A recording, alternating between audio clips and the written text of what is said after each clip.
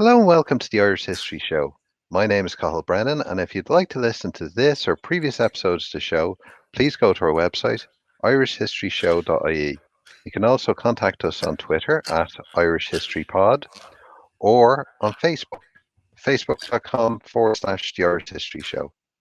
Now, as always, I'm joined by my co-presenter, John Dorney, from the Irish Story website.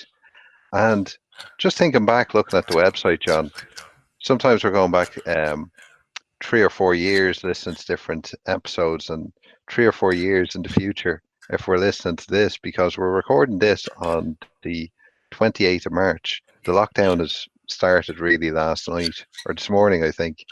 We're in the midst of the coronavirus pandemic. So it's going to be interesting because it's a really bizarre period in Irish and world history. Yeah, I mean, it's obviously not the first pandemic in world history. It's the first pandemic with modern communications technology, though, where every beat is reported every second. So that's certainly new, yeah. Well, we're trying something different today. This is the first time we've not been in the same room recording a podcast. We're doing this over the internet using the new modern technology. So we're trying to get the hang of the technology and the audio. So bear with us. So hopefully it goes okay. But today we were going to discuss an interesting event in Irish history, and that was the collapse of the fifth Dáil. It was the shortest Dáil in Irish history. It only lasted 98 days, and it made one individual TD very famous, not just in Ireland but internationally. Someone called John Jinks from Sligo, and a member of the now long defunct National League Party. Yeah, and just before we delve into the events of 1927, I mean, had it not been for the pandemic, this would be very topical because just like now, we have effectively a hung Dáil. It was very difficult to form a government after that election, and that's why this whole crisis in 1927 happened. Had we not been struck down by events, if that's not the wrong choice of words, then we'd probably be talking a lot more about 1927 right now. Yeah, like one of the things we could be doing is looking at another election this year if there was continued failure of the Dáil to elect a new government. But that's obviously not going to happen in a new election and having people going to the polls. Not for the time being, anyway. I mean, that may well happen later in the year, I suspect. To put this into context, the fourth Dáil was elected in 1923, just as the Civil War was winding up. That's right. It was a very momentous time, obviously, in Irish history. It's at the end of what we call now the Irish Revolutionary period, and it all obviously came to a very sorry end with the Civil War. In 1923, one thing that you see when you delve into the period is that, whereas a history book, a textbook will say, well, the Civil War ended in May 30th, 1923 with the IRA's dump arms order. But the reality is not like that at all, because whereas the IRA ceases their operations, the anti-treaty IRA, the government passes another Public Safety Act, which is effectively, martial law. In the summer of 1923, they keep over 10,000 prisoners interned, and they keep on with arrests and raids and so on. And there's still an army of 50 odd thousand garrisoning the country. So it's a very abnormal situation. And this first election, which is called for August 1923, where you have effectively the losing faction of the Civil War organising under the label Republicans. They're not calling themselves Sinn Féin at this point. And many of their activists are in jail, or a lot of their people they put forward as TDs are in jail. Quite a lot of them get arrested. I mean, the army at this point is not what it later became. Like, it's not an apolitical army. I recently was reading the military intelligence reports from 1923-24, and they say things like, we have a want of canvassers in our area, and the irregular propaganda is doing a lot of harm. So that the army very openly identifies with the ruling party, Cumann and Nail, which is the pro-treaty party, which is organised for the first time to fight this election. Yes, and there's a lot of complaints from Republicans that their canvassers are being harassed, that their candidates and their meetings are being harassed. And it's a very, very odd period to have a general election in, which both sides of a civil war, a recently fought, bitter civil war, are now contesting a general election against each other. It's a very strange period, of course. I mean, like, just for example, like Sean Lemass, who's later the Taoiseach of Ireland and a very well-regarded Taoiseach, is briefly let out of jail at this period because his brother's remains were found. His brother Noel was an anti-treaty IRA activist, and he was abducted just before the election in the summer of 23. and his body was actually found in October, I think, if I remember correctly. And Lemass is briefly let out of jail to go to his funeral. He was abducted and killed by state forces, probably by an army intelligence officer called James Murray, although that's never really been established. But this is the kind of period that is going on. You have wholesale arrests under what is effectively martial law. You still have killings being carried out. You have a very lawless situation. So, like, the IRA order goes out to dump arms, and most of them do, but a lot of them who are wanted, who are on the run, don't, because they know if they go home, they'll be arrested. And they're still going around and they're raiding people's houses for food and supplies and so on like that, what the government sees as brigandage. It's really a very unstable situation. And I mean, the miracle in a way is that they managed to actually have a peaceful election. And as far as we know, a pretty fair election, because, the anti-treatyites actually did quite well. Like, their vote more than doubled from what it had been in 1922. Yes, in some of the areas where the Civil War was fought most bitterly, the anti-treaty vote goes up. Absolutely. I mean, and that's more than likely a direct result of the Civil War and the bitterness that engendered, particularly in places like Kerry, but also in Mayo and Sligo, places like that. Well, that's one of the things with the Fort Dáil. Once the Civil War is out of the way, the Cumann na nGaedheal government really has to get their heads around state building and actually Absolutely. laying down the foundation of a functioning state. Absolutely. And I mean, one thing, like, we think of the Civil War period as, pro-treaty and anti-treaty, and in popular conception, De Valera and Collins and so on. But I mean, in terms of, like you said, state building and the very basics of it, another important dimension to it is the kind of social dimension. So, like, the international background is that there's a big slump, economic slump, from 1922 onwards, from late 21 onwards, really. And the farmers, who are the biggest employers in the country, are desperately trying to cut the wages of their labourers, which had crept up over the years of the First World War. And there's parallel with the Civil War, there's all these bitter strikes all over the country, mostly of agricultural workers. And they do things like they seize creameries and they put up the red flag over them and so on. And for my money, these aren't attempts at revolution. They're strikes for wage or stopping wage cuts. But because it's the Civil War, everybody is armed. In some cases, the local guerrillas take the side of the strikers. There's shots fired at quite a lot of strikes, particularly in County Waterford. Like, there's several battalions of troops sent down to suppress the farm workers' strike there, which is based in and around Kilmacthomas, west of Waterford City.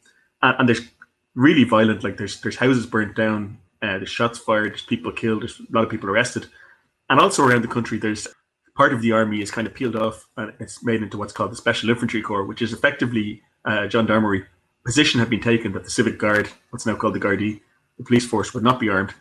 So a part of the army was peeled off and they were given the job of basically armed police. And most of what they were doing was reversing land occupations where people had grabbed land during the turmoil of the Civil War and the War of Independence. But they were also breaking up strikes. They were basically doing armed policing. And that was still the case during the election of 1923. It also, I think, coloured the attitudes of Cumann na nGaedheal and the kind of establishment, the emerging government establishment, where they saw the state as very precarious. They saw it as depending on forces of order, forces of property, people who were going to pay taxes. And it really encouraged their drift in a very conservative direction. Yes, very much so. And I think it was O'Higgins said that they were the most conservative bunch of revolutionaries that ever came to power. Yeah, I mean, that quote is a bit overused, though, isn't it? I mean, everybody quotes up Kevin O'Higgins, where it's like, I think it's to a greater degree, I think it's a factor more of situation a lot of them found themselves in. For example, W.T. Cosgrave, for example, was a Sinn Féiner going back to the days of Arthur Griffith's Sinn Féin. And, in his early days on the Dublin Corporation in the 1910s, he'd done a lot of work on social housing and he tried to get an improvement in the tenements back then. And, whereas the Free State government does a little bit of that, they build a good housing project at Marino, for example, as Ronan McCord has written for the Irish Story. They don't do that much of it because they think the state is bankrupt and solvency is the important thing. Also, I look at the likes of Ernest Blythe, and Ernest Blythe is remembered as being the finance minister who drastically cut public spending after the Civil War, and including cutting the old age pension and so on. Became a very conservative and a very right-wing figure. But one thing that surprised me about the early Ernest Blythe, going back to his days in the IRB in the 1910s, he's writing for their newspaper Irish Freedom, and he's saying, the only future for humanity is socialism. I swear to God, he wrote that, and he signed it. He signed it Ernan de Blythe, his Irish language name. Now, the point I'm making here is that the treaty split was kind of was a contingent event. People took sides for all kinds of reasons based on just what they thought of the treaty, based on who they were close to personally. But the people whose job it was, or who took on the role of establishing the new state, did emerge from especially the Civil War period with this very conservative idea of what the state should look like. The state's in danger. The state has to be solvent. It can't spend too much money. And also, a lot of them emerged particularly from the Civil War period with the idea that the people were unreliable. The people were kind of worthy of freedom, actually. A lot of them thought the people were irregulars. And this term irregulars was used, obviously, for the anti-treaty Republicans. In government correspondence, people like O'Higgins would write of passive irregularism. So it didn't just mean, guerrillas. It meant people who weren't paying their rates, their taxes, people who were trying to default on debts. And the army was often sent in to collect these in 1923. Whether it was to do with the background that they came from, in some cases, yes. But I think really to do with their experience of the Civil War. They certainly emerged from it as a very conservative group. Well, that's the thing. When you read some of those reports and from the likes of O'Higgins, and they're complaining about anarchism and people stealing cars to go off on joyriding and a lack of respect for order in society. It is very conservative, and like the heavy hand of the state will have to come down to re-establish order after the revolutionary period. Absolutely. And the other thing to remember is that, like, in terms of Irish republicanism or nationalism, there was a lot of that in the pro-treaty side in 1922. But many of those people who were, let's say, most committed to the kind of militant version of Irish republicanism in terms of uniting Ireland and using force to do so, a lot of them were in the army, but a lot of them left or were kicked out because of the army mutiny of 1924. So they resisted demobilization, partly in their self-interest because they didn't want to lose their jobs as officers in the army, but also partly because they said, we signed up for the treaty only to get a fully free Ireland, and we don't think that's going to happen now. So a lot of them under Joe McGrath actually left the pro-treaty party in 1924 and went off on their own. And that also changed the character of the Cumann and Dáil establishment. Well, that's true. Like, there was, 8 or 9 TDs McGrath took with him. Yeah, and quite a lot of activists on the ground too. Like, and as you say, it does change the character of Cumann and Dáil. Like, it becomes a more conservative governing party. Absolutely. I think it certainly is that by the mid-1920s, without question. Yeah, so that type of stepping stone republicanism that Collins advocated and was one of the points that the treaty was sold on, that this is just carrying on the struggle in a different way, in a constitutional way. It's accepting this settlement for the time being until we can push forward in a different non-military way to the same objectives. That sort of goes by the wayside. Yeah, that's not looking so good after 1924. And most of the people who believe that, or many of them, had left the party by left Cumann and Dáil. I mean, now, having said that, I mean, there would have been a lot of people who subscribed to that line of thinking in the army still. People like Hugo McNeill, people like Ona Duffy, who's the Garda Commissioner, would have, in theory, have subscribed still to that line of thinking. So they're not totally gone, but it's much less. It's probably less important than the kind of residual Redmondite thing that begins to be important in Cumann and Dáil as well. And also former unionists too. That's absolutely. I mean, yeah, John Regan is very interesting on this. He says, or he notes that Cumann and Dáil started to get funding from former unionists in Southern Ireland quite soon after the end of the Civil War period. Yes, and I suppose apart from Cumann and Dáil, the actual state itself was dependent on a lot of the wealthier industrialists and banking and financial sector that would have been mainly populated by unionists at the time, getting behind the new state financially. That's quite right, and Britain itself. There's still quite a large amount of loans and so on from Britain itself. Well, as we were talking there about the Fort Dáil and some of the problems that they faced, like the army mutiny being a big one, I suppose one of the big catalysts for disaffection with Cumann and Dáil and their drop in support at the 1927 election, the one that we're going to talk about now, the fifth Dáil that lasted so short, was the Boundary Commission. And that's a real problem for Cumann and Dáil. Yeah, I mean, like, there's a number of things which kind of come together. Like, there's the social question. I mean, like, there's fears of famine in the west of Ireland in 1924. Like, the situation is really quite serious. And some of that is the result of the Civil War has kind of disrupted, food supply and so on like that. But another thing is that the wages are so low, have gone so low because of the slump in agricultural prices. So there's a lot of social discontent in a place like Dublin and also, Waterford, Cork, but especially Dublin. The housing situation is really, really bad and had been, for a long time. But I mean, that's a pool of discontent that's always going to be there until it's sorted out. But yeah, in terms of the national question, yeah, the boundary commission was, Collins, for example, was very strident that under the treaty partition could be undone. So like what the Article 12 of the treaty says is that the border can be redrawn in accordance with the wishes of the inhabitants. But the problem with that is that it says that this is subject to economic and geographic conditions. And the people who were on the boundary commission were two British representatives and one Irish, Owen McNeill, and they very much took the position that their job was just to basically confirm the border, maybe fiddle with the border a little bit, but not to redraw it.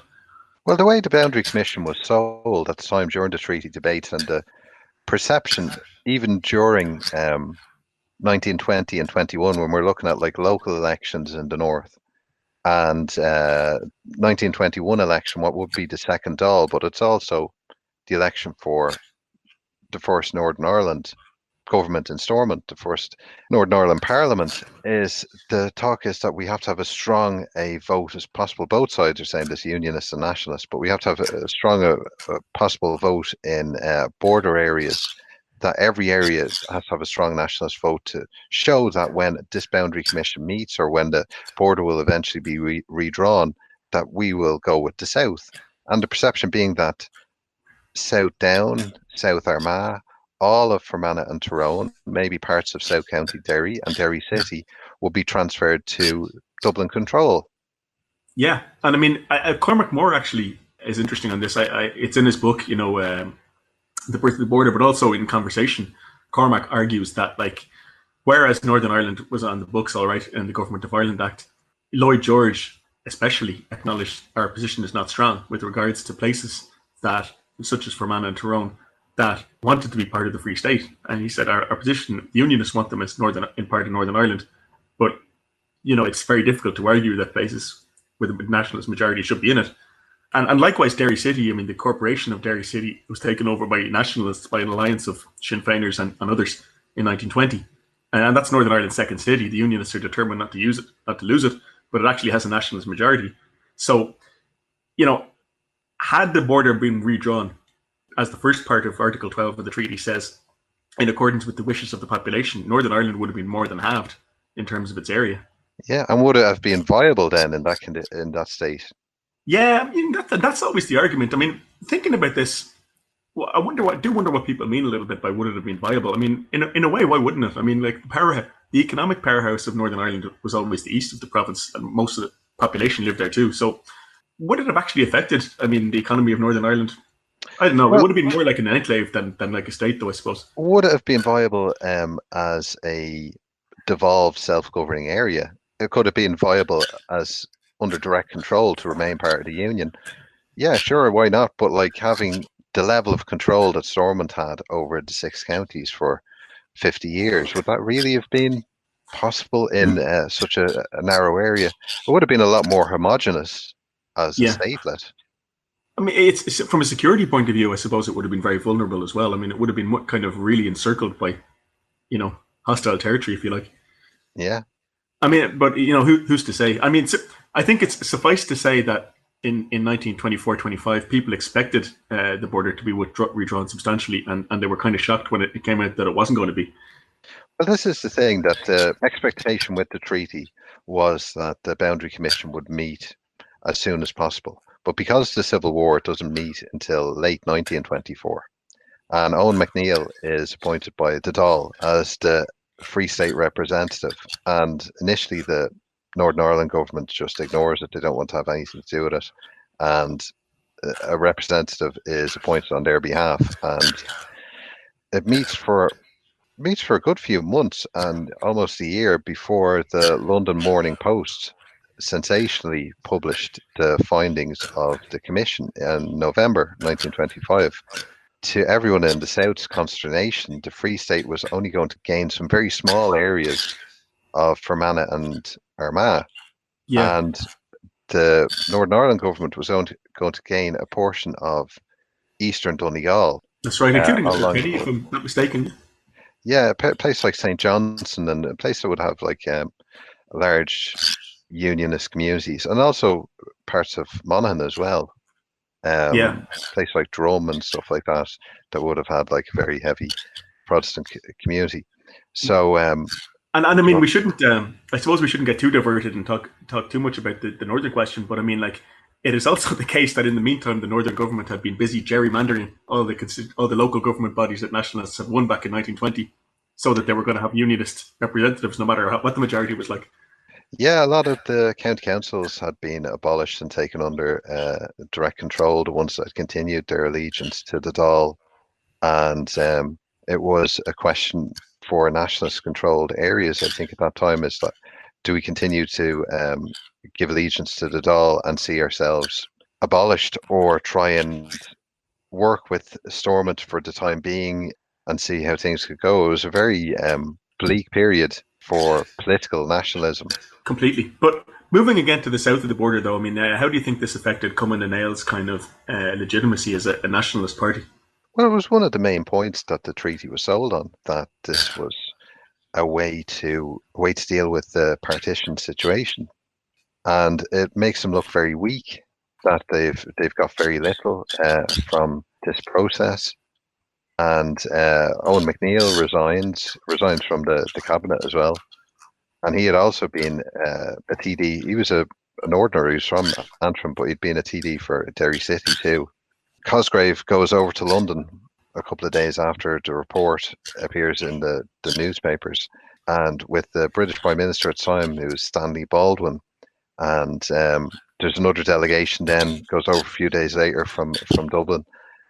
So they really need something from Brit, something that they can take back, and they appear to have got very, very little. Well, what they got was they dropped the Free State's obligation to pay part of the imperial war debt from the First World War, and in response, the Boundary Commission was going to be buried altogether. Yes, but they were still on the hook for the land annuities and the fig leaf of the Council of Ireland that would eventually be revived in theory with Sunningdale. That's all their powers are transferred to the Northern Ireland government in Stormont. But the upshot, I suppose, though, is that, like, it can be argued, and was argued certainly by anti-treaty Republicans, that the Free State had sold out Northern nationalists for a little bit of money. Yeah. Well, and this puts a lot of pressure on Sinn Féin. Like, what are they going to do, and how useful is it to continue abstentionism? Yeah, let's back up a little bit and talk about the anti-treaty political response to the aftermath of the Civil War.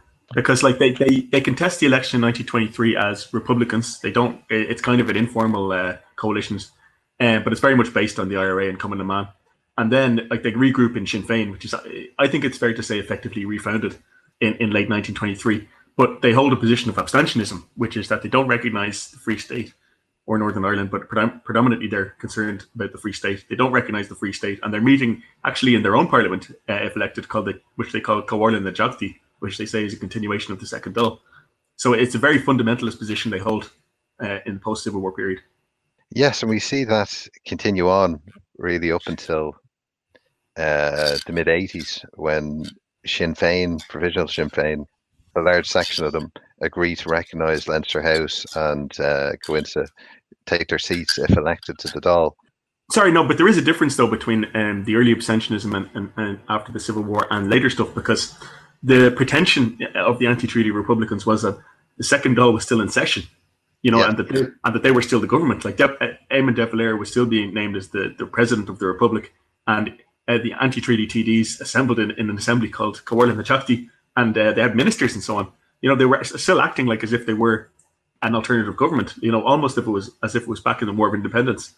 Well, the belief being that the Second Dáil hadn't been formally and properly wound down.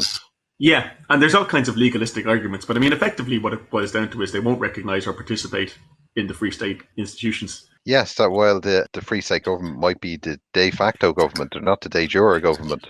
That's right, and even De Valera is arguing that right up until he gets elected himself in 1932. But the other thing, I suppose, though, is that the anti-treatyites begin to adopt something of a social platform in this period, I think it's fair to say. Yes, and if we look at where the anti-treatyites were getting most of their support, they are getting it along the western seaboard, in areas and counties where emigration and unemployment are its strongest, and there's an awful lot of poverty, really desperate poverty in Ireland in that time. Yeah, I mean, like in Dublin, you don't see that initially. Like, for example, in the Civil War, contrary to what some people think nowadays, there isn't really a class basis to the Civil War in Dublin. You know, it isn't the case that working class areas supported the anti-treatyites. But what you do see happen is the anti-treatyites during and after the Civil War start to think, well, how do you build popular support against the government which you're opposed? And they say, well, you know, people are dissatisfied because they don't have housing, they don't have jobs, and we should be saying we'll give it to them, you know. And during the Civil War, like there's all kinds of talk about adopting the program of the Communist Party, which is about nationalizing industry and nationalizing land and stuff. And while they don't do anything like that, it does influence their line of thinking. Yeah, you have people like Liam Mellows who are recognizing that one of the ways to build support for the anti-treatyite position is to adopt a social platform. Absolutely. And I mean, if you look at what they're arguing by the late 20s, it's very much like, you know, yes, we're going to reestablish the Republic and we're going to tear down the treaty. But it's also, you know, the Free State doesn't give you jobs. The Free State only cares about big business and big farmers. They don't care about small farmers. They don't care about the labourers. They don't care about the workers. You know, this becomes part of the anti-treaty message. And it might surprise people to know that the ancestors of Fianna Fáil talked like that one time, but they did.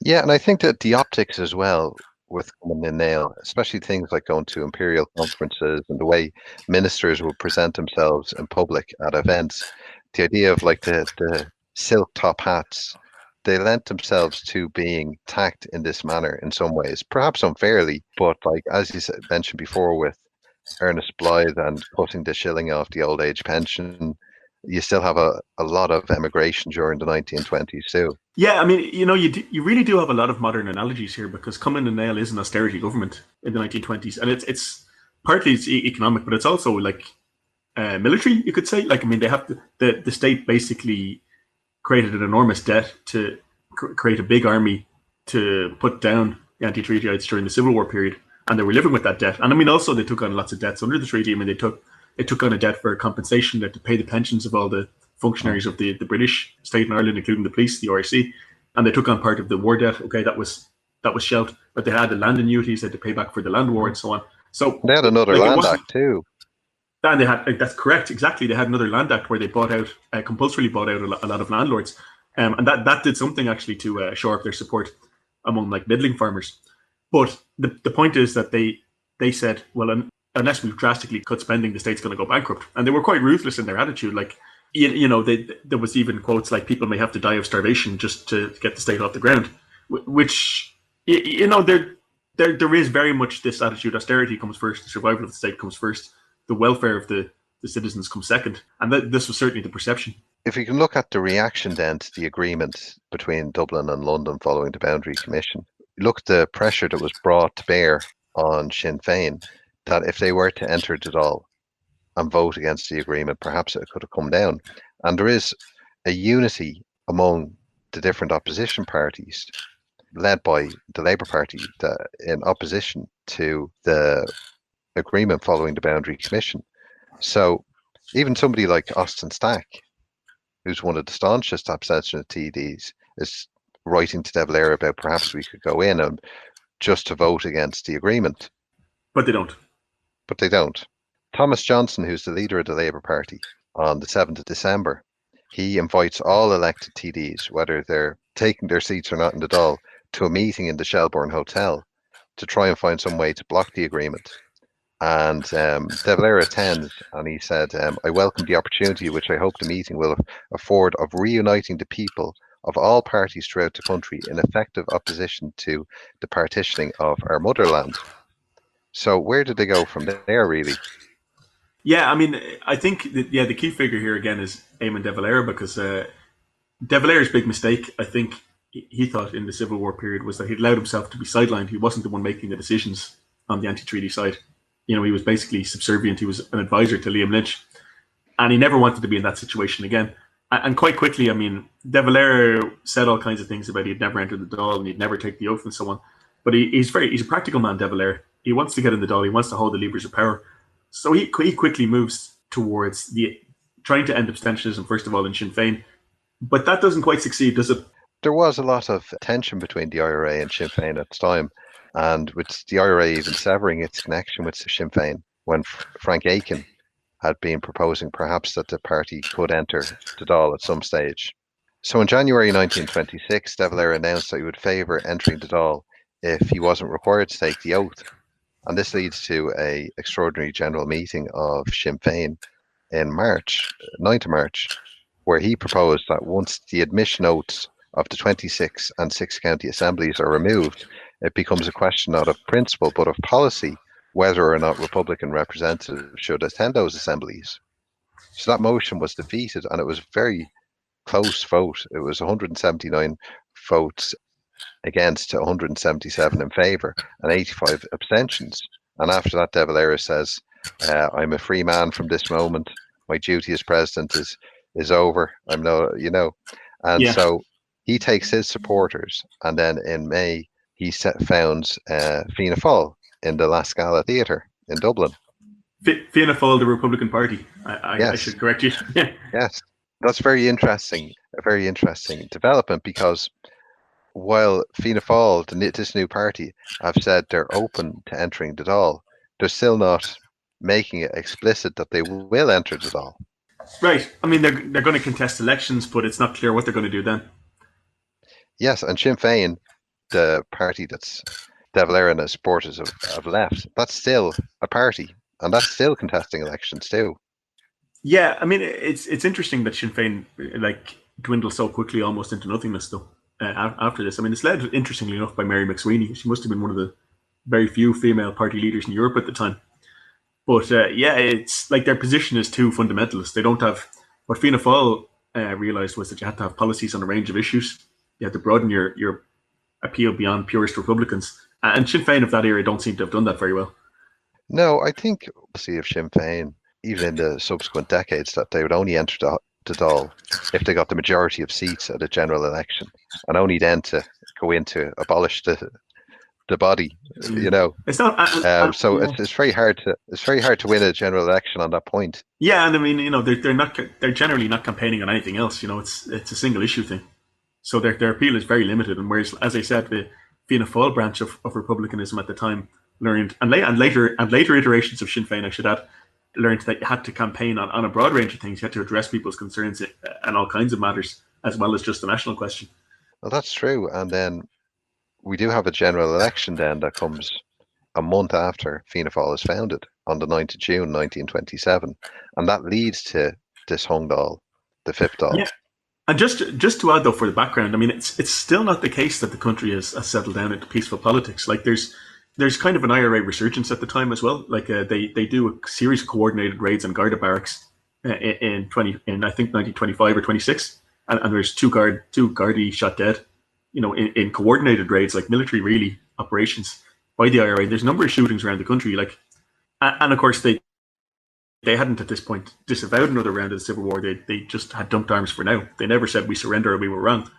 And the Public Safety Act, the emergency legislation allowing for internment and execution, it is brought back every now and again. Like, it's renewed in 1926, for example, after the shooting of Gardaí. And as we're going to see, it's renewed again in 1927. So the background is not of peaceful politics. It's still of potential political violence on a serious scale. It's less than 4 years since the Civil War has ended. And less than 3 years since the prisoners were released. Yeah. At this election in June of 1927, as we've said, it was a very inconclusive result. So Cumann and Dáil are reduced to 46 seats, and Fianna Fáil, in their first time out, get 44 seats. So they're virtually neck and neck. But like, they weren't the only two parties in the Dáil. Sinn Féin have 5 seats, but they are still abstaining from the Dáil, and they aren't going to take their seats in the Dáil. But you have other groups like the Labour Party, Farmers, a lot of independents, and the National League. So there are different parties there, and some of them are more pro-treaty than others, but none of them as anti-treaty to the same extent as, or anywhere close to the same extent as, Fianna Fáil and Sinn Féin. Yeah, let's talk about those parties, though. So first of all, the Labour Party. The Labour Party did very well in the 1922 election, and its base at the time was mainly among rural agricultural labourers. And while it lost a lot of its base, basically because they didn't really support the strike wave of 1923, where a lot of them were basically put down by the army, the Labour Party is still a very substantial party, and in areas that we might not associate with it. Like, it's not strongest in urban areas. It's actually stronger in rural areas with a lot of agricultural labourers. Yeah, and this shows like the links between the Labour Party and the trade union movement at the time. The very strong links, and you can see there's an awful lot of those agricultural rural labourers were organised and brought into the ITGWU in that sort of First World War, post-First World War period.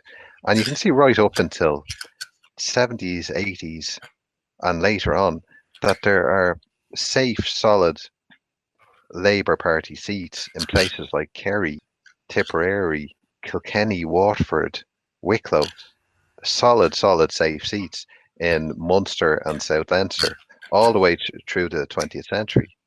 Even when That's the right. Yeah. Labour Party are at really low peaks, even when they're struggling to get a handful of TDs in Dublin. Yeah, and I mean, and the reality is, there's thinking back to my long lost days doing political science in UCD. I mean, they talk about when a cohort of the population is brought into politics, like given the vote, which agricultural labourers would have been in 1918. Like not only the women but also men. Like 1918 was the first time most of them had got the vote, and so agricultural labourers were brought in at a time when they were first being brought into unions, into the ITGW, as you say, for better wages. So I think that's very significant. I also think it's interesting to look at the leadership of the Labour Party, because what you had was like trade unionists, really, the likes of Thomas Johnson, who was actually from Liverpool, like James Larkin. Larkin himself was not in the Labour Party at this time. He was attempting to get some sort of communist project off the ground. They were mainly men, and they were almost all men of like Fabian socialist views, moderate socialist views. Their line on the treaty had been kind of conditional acceptance. During the Civil War, they'd formed a kind of a loyal opposition. Like Republicans said they weren't against the government enough. They had also objected to a lot of the things the government did in the Civil War. They objected to military rule, they objected to executions, and so on. So they probably were more sympathetic to the anti-treaty side than to Cumann and Nail by the mid to late 20s, I'd imagine. Yes, and it's particularly the economic policies that Cumann and Nail were pursuing. Right, exactly. They had become associated in the public mind as the opposition Yeah. since the state had been founded. And as we talk about like the other parties as well, for example, the Farmers' Party are almost in many ways an adjunct of Cumann and Nail. Yes, and this goes back a little bit to the kind of class conflict that accompanied the Civil War, because like what you effectively had was in 1923 was you had farm labourers against farmers, and the state very much sided with the farmers. Why? Because it needed to re-establish law and order. It needed to put down these strikes. It needed to get people back to work, and it needed people paying taxes, a lot of taxes. If the state wasn't going to go bankrupt. So yeah, the Farmers' Party is very much on this side of law and order, balance the books, and that puts them very much in the pro-treaty camp. So they can be depended on. They're not always going to be supporting the government, but if the government is in serious jeopardy, they can be depended on. And that brings us to the National League, which is a very interesting party. This led by William Archer Redmond, who was the son of John Redmond, the most prominent figure in Irish nationalism up until the revolutionary period. Yeah, and I mean, I'm sure most of our listeners will know, but just to recap, I mean, before the First World War, the only party really in most of Ireland was the Irish Parliamentary Party, the IPP, or the Redmondites, after their leader, John Redmond. And as again, most of our listeners will know, this party was effectively sunk in the 1918 election when Sinn Féin buried them. For example, Brian Hanley has made this point that, like, had we had PR back in 1918, the result wouldn't have been so strong. They still did have quite a substantial vote. So there were still quite a few voters in the country who were loyal, particularly to personalities like Redmond. There were voters who viewed the whole nationalist revolution as having been a mistake, that it could have been better handled by the IPP approach, the constitutional approach. And some of them would have seen their stances being vindicated by the Civil War and the bitterness that engendered. Yeah, and unfortunately for the Irish Parliamentary Party, one of their strongest areas of support and their solid network of representation is what becomes Northern Ireland.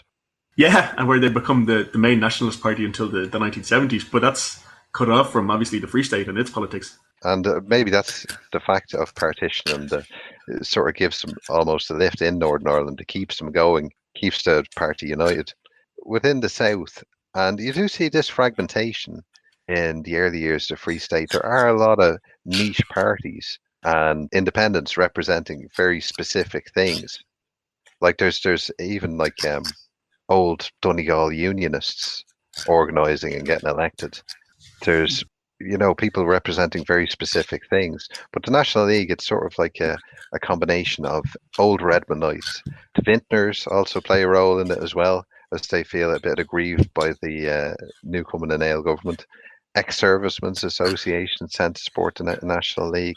So this type of support, and William Redmond has that solid Waterford seat that he first gets in the by-election following his father's death in 1918, when there's a wave of Sinn Féin victories before the And I 1918 mean, yes, election. yeah, and so it's interesting. I mean, you'd have assumed that the Redmondites or their descendants would have been closer to the pro-treaty party, and in some ways they were, and some of them later on merged with Fine Gael, but they were actually, a lot of them, quite unhappy with the Cumann na nGaedheal government in the mid 1920s. Yes, and I suppose that type of resentment as well. For decades, the nationalists believed that they were going to inherit a new state, whatever new state or new government was going to be founded following Home Rule. And suddenly, at the last minute, a new movement comes in and takes their place. Yeah, yeah. Let's move the story on, though. We have this election. We have effectively a hung parliament. No one is able to form a government. So you've got a caretaker government, just like now in 2020. The usual politicking is thrown into shade by the assassination of Kevin O'Higgins in July 1927.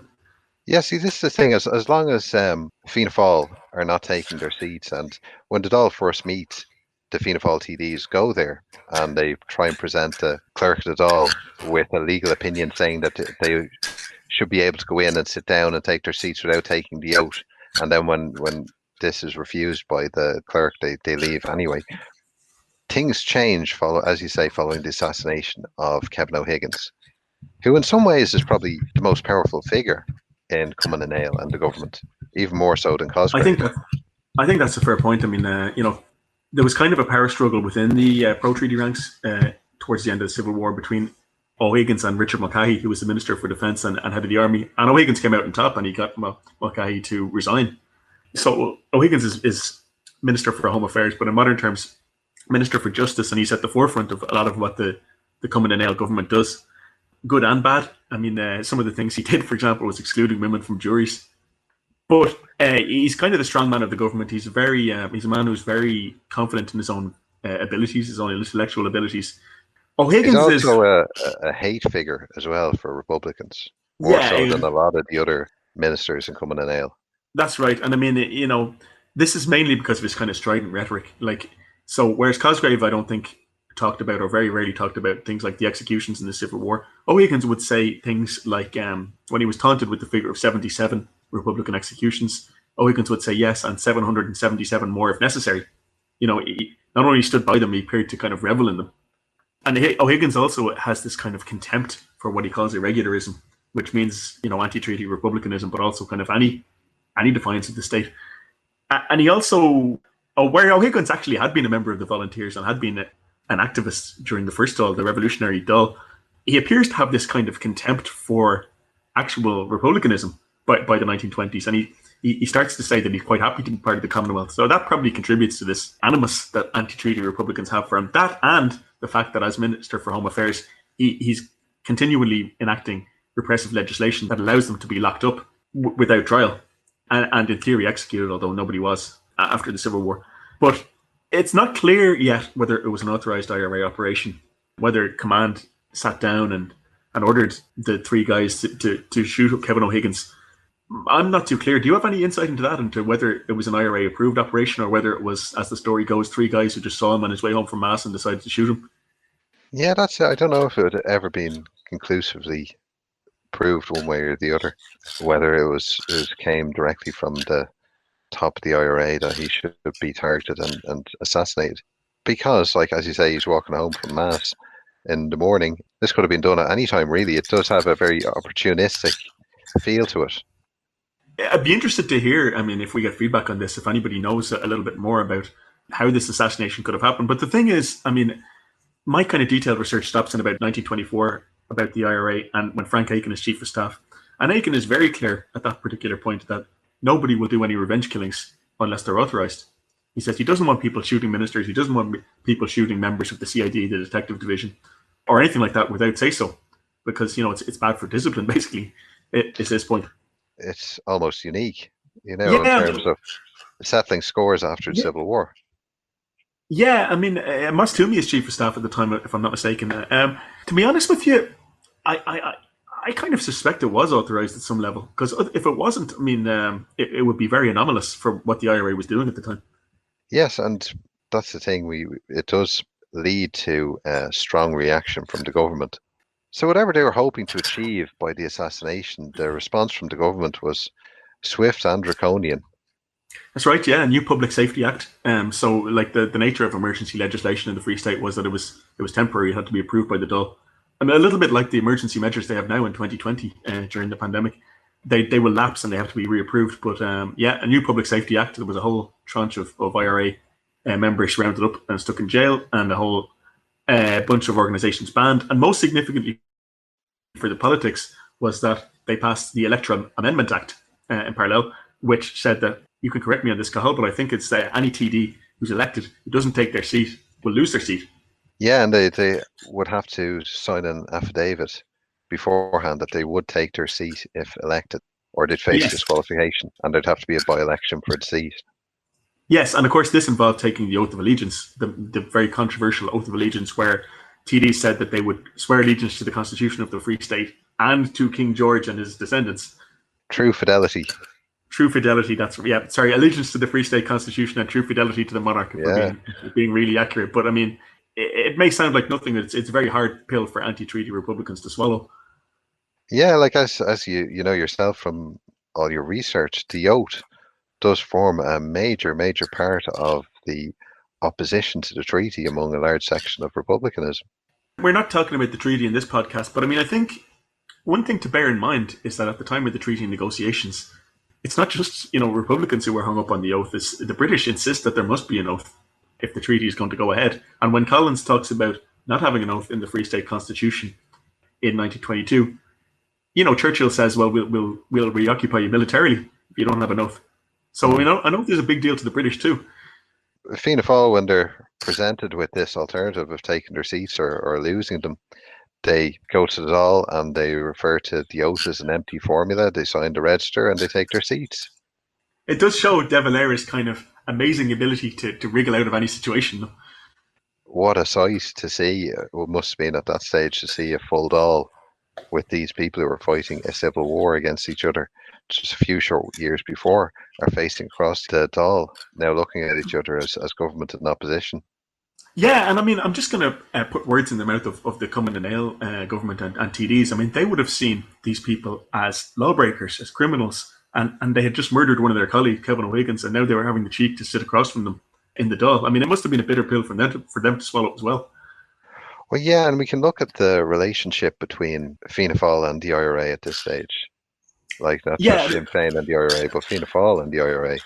Yeah, well, Sinn Féin is no longer really significant after this election, I would say, for a long time. But the IRA is much closer to Fianna Fáil than it is to Sinn Féin, weirdly enough, until the 1930s. Like, there's a great deal of crossover. A lot of Fianna Fáil coming are built on the back of IRA companies. Frank Aiken had been the chief of staff of the IRA. He had resigned by then to join Fianna Fáil, but like very recently, there's a great crossover of members. And even I'm not sure in the 27 election, but certainly in the 32 election, the IRA ordered their members to actually campaign for Fianna Fáil. So it's really a very close relationship. And one of the things now with Fianna Fáil and the Dáil, it makes the Cosgrave government very precarious. And the numbers are there now for the opposition, if they can unite, to remove Cumann and Ale through a vote of no confidence and elect an alternative government from the parties that are already there. Yeah, I'll talk about those numbers first, Cathal. Well, if we look at the numbers there, among the Labour Party, the National League and Fianna Fáil, they have more than one vote than the combined pro-treaty support of Cumann and Ale and the Farmers' Party and pro-Cosgrave independence. So the numbers are there to remove Cosgrave and remove Cumann and Ale. And the Labour Party proposed that Thomas Johnson, the Labour Party leader, would be elected as president of the Executive Council, what they used to call the Taoiseach at the time, as they weren't going to use the term Prime Minister. For the support of Fianna Fáil for this, he agrees that an immediate referendum on the oath would be held. This would be a coalition between the Labour Party and the National League, William Redmond's party, with Fianna Fáil giving support to this new government, but not being part of the coalition. Very interesting, the Redmondites' reasons for stating that they were going to support a Labour Party-led government, and it's that they disapproved of the reintroduction of emergency legislation with the interim without trial, which is very interesting. Yeah, because all the way through, all the debates in the Dáil, all the discussion afterwards with the media and the press, Redmond keeps hammering home this point that this is an incredibly repressive government. It's worse than the British during the War of Independence, that they've exceeded the Constitution and their own powers, and it's all about the Public Safety Act. Yeah, and it's quite interesting because, anachronistically, we probably think of the Redmondites as being, most hostile to anti-treaty republicanism, but it wasn't so. No, it was really surprising, really surprising. So this sets up the motion of no confidence, and that comes on the 16th of August. So Thomas Johnson actually opens the debate. He proposes the motion of no confidence, and he talks about the Public Safety Act as well, and the fact that there wasn't any other combination of parties available to lead the state, and now there is. So it's time for the Cosgrave government to stand aside and let Labour and National League and Fianna Fáil take over. And it all comes down to the vote of one man, though, funny enough. Yes, it really becomes an issue then for the National League, and they only have 8 TDs. And one of their TDs had already resigned. He wasn't going to support a motion that would remove Cosgrave and bring in a government supported by Fianna Fáil. But among the rest of the TDs, Redmond's TDs, it appears that they all agreed that they were going to support this motion. The motion is put, the motion of no confidence is put, and it appears that it's been successful. And the Ceann Comhairle is asked then for a division on the vote. So that's where all the TDs troop through, either Tá or Neil. And after that, it turns out that the motion was tied at 71 votes apiece. And the convention has always been that if there's a tied vote in the Dáil or any legislature or parliament really, that the chairperson or the Ceann Comhairle or the speaker votes with the government. The speaker or the Ceann Comhairle never votes against the government. So the Ceann Comhairle votes with the government. The Cosgrave government coming to Dáil are saved, and they immediately called adjourned it all. The question is that how did this possibly happen? Because there's genuine shock from the opposition, because they had worked out that they would have a majority of one, that they would win the vote by 72 votes to 71. And it's at that point that they realised that one of the National League TDs is missing and hasn't voted in the division, and that's somebody called John Jinks. Who was this man, John Jinks, Cathal? Who was this man whose name became quite famous? He's almost like the Captain Boycott, where the name enters into general usage, but very few people are aware of the person behind it. Well, John Jinks, he's one of these traditional type of Irish politicians. Like, he's a publican, an auctioneer, an ironmonger, a funeral director from Sligo town, and he was a member of the Sligo Corporation for many years. He'd been a mayor on several occasions. He used to be a member of the Irish Parliamentary Party, going back a long time. And he'd been very involved in the war and recruitment in Sligo for the British Army. And he had a strong base of support among ex-servicemen in the county. He appears to have left the Dáil and not voted without telling his party leader or any of his party colleagues that he wasn't going to vote for the motion. When this becomes apparent, one of the things that Redmond says is he hopes that Jinks is alive, that he hasn't been taken seriously ill, that he'll get some explanation to what happened. He seems to be quite annoyed, as you would imagine, because he's had his chance at being a government minister and having a new Labour and National League government just suddenly thwarted by this sort of innocuous backbench TD of his. What had happened to Mr. Jinks? The media coverage was a cross between bewildered and especially media coverage internationally was some type of Irish farce and hilarious adultery going on. Now, when he got back to Sligo, Jinks tried to put the best possible gloss on it. And he said that he'd never been a supporter of anti-treatyites being in government, and he wasn't prepared to support anything that would bring radical republicanism near government and probably the end of the state. But this seemed to be in contradiction to what Redmond was saying, that at the meeting of the National League Party that day, that he hadn't voiced any sort of opposition to the National League's role in supporting the motion. He hadn't said he was going to vote against it or hadn't expressed any opposition at all. Now, in fairness to Jinks, I mean, given his base, within ex-servicemen and so on in Sligo, it could well have been that he really didn't want to let Eamon de Valera near the government. Oh, absolutely. And that was the thing. There was another National League TD called Vincent Rice, and he had resigned from the party on that point. Sorry, but there is another story about Mr. Jinks, though, isn't there? There is. The story that did the rounds was that he was brought over to the pub by Brian Cooper, Cumann and Ale, and former Irish Unionist Party MP, and the editor of the Irish Times, and given many, many drinks. And when he was a bit worse for wear, he was carried down to the train station and stuck on a train, and off he was sent, not being able to vote at all. And that's definitely the story that's become most widely accepted. Yes, in the aftermath. And it's the story, like you said, that was reported in the American press and the British press and so on, that these drunken Irish and the way they carry on. Which story would you credit there? I'd probably credit that story. I'd say it's probably the most likely. Okay. Not a principled defender of the Constitution after all, huh? But like, as you said there, definitely on the basis of his support and the type of political tradition he came from, it would seem unlikely that within 4 years of the Civil War, that and he's not only a public representative, he's like an owner of all these different businesses and stuff, that they would be too pleased with a combination of both the Labour Party, which was viewed as a lot more radical than it was later to become, and De Valera's party, that a lot of his supporters would have been very happy with the new arrangement coming in, and especially with the National League as the much smaller party in that. But it does lead to Redmond's point, and Redmond's query is like, why didn't he say this during the day if he was so opposed to it? Why did he let them think he was supporting them? It's an interesting point. But okay, let's move on though. So, like, Mr. Jinks missed the vote. There was a hung parliament with the Count Corla, as you said, swung in favour of the government, but it really meant there had to be another election, didn't it?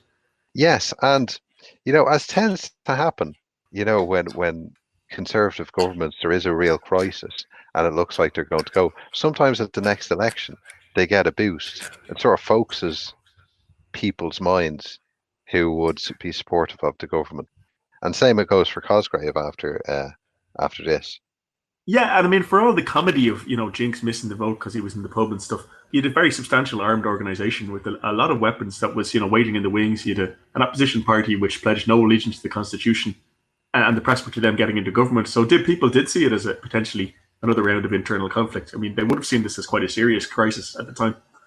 If you look at what happened in 1932 and the talks among some sections of the Guards and the Army about possibly having a coup to prevent Fianna Fáil taking power after they win the 1932 election, how much stronger would those arguments have been among treatyite supporters for preventing a change of government so close to the Civil War? Yeah, I mean, I think you've hit the nail on the head there. I mean, the likes of Owen O'Duffy, for example, has a very hardline position on this, and he's one of the coup talkers in 1932. But like, it's hard to see. But I mean, let's just say that it's very understandable that people would have wanted stability because they saw this as another potential, if not civil war, certainly another possible round of political violence. Yeah, like even 5 years later at the 32 election, Cumann and Ale's entire election literature and election strategy is to paint Fianna Fáil as Bolsheviks, Irish Bolsheviks ready to take over. And if not Bolsheviks themselves, Kerenskys who are going to be swept aside by the Bolsheviks coming behind them. Yeah, and there's also, frankly, this kind of perception of like, the irregulars as like the unwashed, the uncivilized people, the gunmen, the wild men, as O'Higgins once called them, screaming in the keyholes. All of these kind of stereotypes mount up in Cumann and Nail language. Regardless, there is another election, and this time Cumann and Nail wins comfortably enough.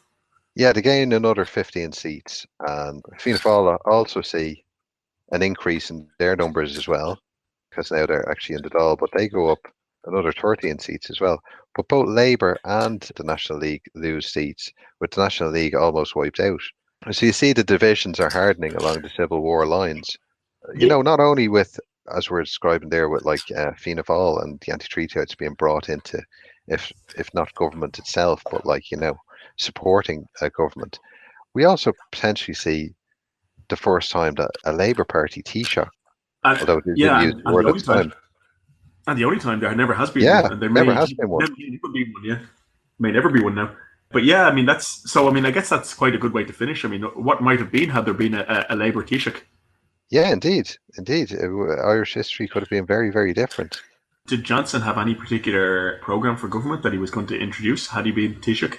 Fianna Fáil basically steal Labour's clothes, and they run in the 1930s as pretty much the Labour Party in terms of social housing, in terms of workers' legislation and the Shop Acts, things like Job that. creation, A job state creation, industry. sort of like the economic nationalism of building up native manufacturing in Ireland. There's an awful lot of areas where Fianna Fáil win support for decades to come on Yeah, issues such as housing and employment. yeah, and this is always the argument that Fianna Fáilers will always kind of gleefully say that they were the real Labour Party, and even will today, some of them. Yeah, that's true. And one of the reasons why I suppose that the Labour Party didn't become one of the two major parties in the 20th century is that Fianna Fáil were already in that lane for, most of the 20th century. Yeah, And even when they left that lane, they still retained the support. I think that's true. And I suppose we should finish. I mean, as we said, events have gotten in the way, but I mean, is there any lessons in 1927 for now on the kind of caretaker government that we have today? Well, they definitely weren't dealing with the same circumstances in 1927. And like as we were saying at the top of the program, it doesn't matter really what happens in the next couple of weeks or a couple of months. There can't be another election. Now, the Ceann Comhairle has said that the Dáil actually can't pass, the Oireachtas can't pass legislation because under the Constitution we have to elect a new Seanad. And for people who are listening to this outside of Ireland, the lower house and the upper house, the Senate, aren't elected at the same time. The Seanad is elected a couple of weeks afterwards, new Seanad. So because we haven't had elections for the Seanad, one of the areas about the formation of the Seanad is that Taoiseach has to appoint 11 senators. And because we only have a caretaker Taoiseach and Varadkar is only continuing on in that capacity, Leo Varadkar, he doesn't have the power really to appoint these new 11 senators, and there's no provisions in the Constitution for having some other alternative. So we're sort of stuck at an impasse, really. Which is funny because I mean they're actually passing quite a lot of legislation, emergency legislation to do with health and restrictions on movement, and potentially giving a lot of new powers to the Gardaí, which is in very different circumstances, but in some ways reminiscent of the Public Safety Acts of the 1920s. It'd be interesting to get in a time machine and go 2 or 3 years into the future and be told how this all panned out. I'd love to know. Yeah, I mean, like without wanting to create any kind of discord at this time, but I mean, like it may be that there is an echo of the first so-called Public Safety Act in 1922 because that really didn't have any legal force because a little bit like now, I mean, the treaty hadn't come into effect yet. It was still a provisional government. There wasn't a Governor General, which performed the role of the Seanad today. So technically all the executions and interments in the Civil War were illegal. There was just a resolution of the Dáil, and they went ahead and did it. And in a sense, I mean, any extra powers that they pass today are, because as you said of this strange situation, technically don't have the force of law, I suppose. Yeah, no, not to. Now, having said that, everyone respect the rules and stay safe and stay home, right? Yeah, and if you're bored, if you're listening to our podcast for the first time, maybe check back in some of the old episodes on irishhistoryshow.ie. And we always appreciate it when people rate and review the show on iTunes or wherever you get your podcasts. Maybe now that people are stuck at home, please contact us. Twitter is a good way, at Irish History Pod. If you're enjoying the show or just any previous shows that you've enjoyed, please share them on social media and tell other people about them. There's also the articles on the Irish Story, John's website. Thank you very much. Thank you very much for listening. Hopefully, if there's any problems here with the audio or getting this together, with this completely new way that we're doing for the first time in terms of recording the show. So we'll have sorted them out by the next time. So we ask you to bear with us, and but hopefully you enjoyed it. So, John, we'll have to continue on this, and we'll have to do them a lot more often now that we can do them from home over the internet. Absolutely. So we're gonna stay together but stay apart. Exactly. Social distancing. That's it. All right. That's Okay. it. Thanks very much, everybody.